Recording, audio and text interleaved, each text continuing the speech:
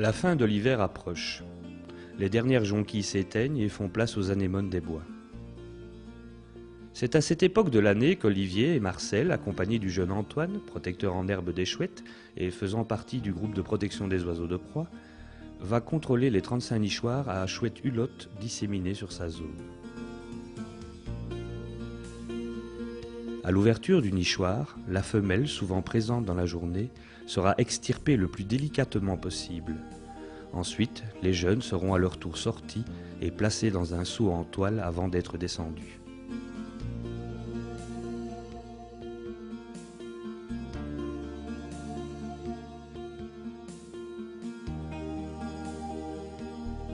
On est tout d'abord surpris par la docilité de l'oiseau qui se laisse manipuler sans montrer le moindre signe d'agressivité. Donc vous voyez qu'elle n'est pas agressive.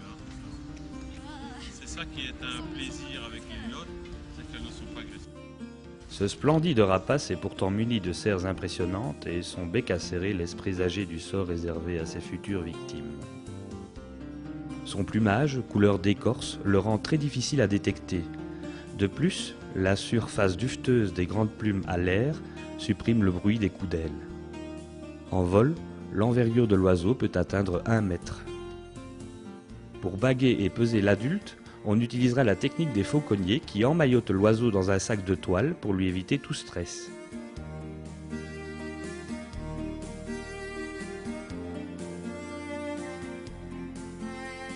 610 moins 80, ça fait 530. Voilà, ça fait 530 grammes. » Alors voilà, comme vous voyez, on est en train de faire notre tournée des nichoirs à hulottes. Et ça commence bien puisque nous en avons dans nos nichoirs. Donc voici un poussin qui a à peu près 3 semaines et qui est déjà en train de se plumer. Donc vous voyez, superbe oiseau. On voit très bien que c'est une chouette hulotte parce que vous avez le bec crochu et vous avez les superbes griffes déjà bien marquées au niveau des pattes. Alors voilà, c'est notre passion à Marcel et à moi. Nous parcourons les bois en cette saison pour faire nos contrôles de nichoirs, pour barguer les oiseaux et faire le suivi sur plusieurs années. Alors sur ce site-ci, c'est la même femelle depuis 1998 et cette année elle nous a fait 4 magnifiques poussins. Les petits qui ont été déposés sur le sol attendent patiemment avec un air un peu coquin d'être bagués. Entourés d'un épais duvet destiné à les protéger du froid, on les dirait véritablement issus d'une bande dessinée ou d'un conte pour enfants. Posant pour l'objectif, les stars d'un jour produiront tout leur effet.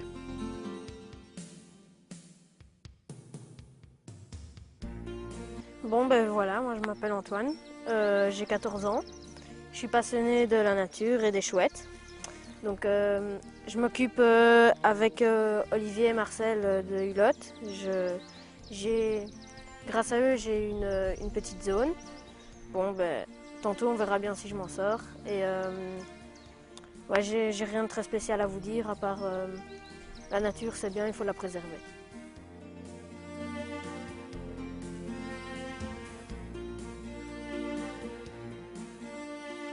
Olivier les manipulera amoureusement et aidé par son jeune équipier leur placera délicatement une bague à la patte droite et notera scrupuleusement un certain nombre de coordonnées devant servir à contrôler l'oiseau dans son évolution.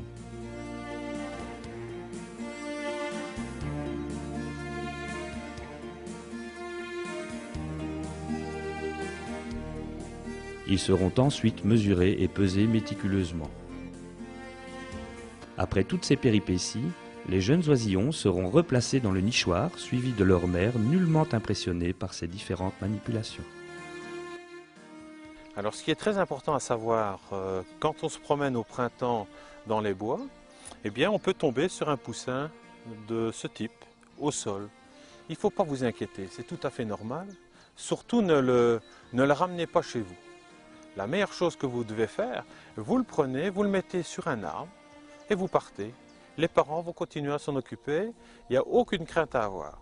Au contraire, si vous le ramenez chez vous, vous ne saurez pas vous en occuper et l'oiseau est pratiquement condamné à mort. Laissez faire la nature, mettez-la dans un arbre et vous partez discrètement, c'est impeccable. C'est la seule chose à faire. Et ça, c'est très très important à savoir.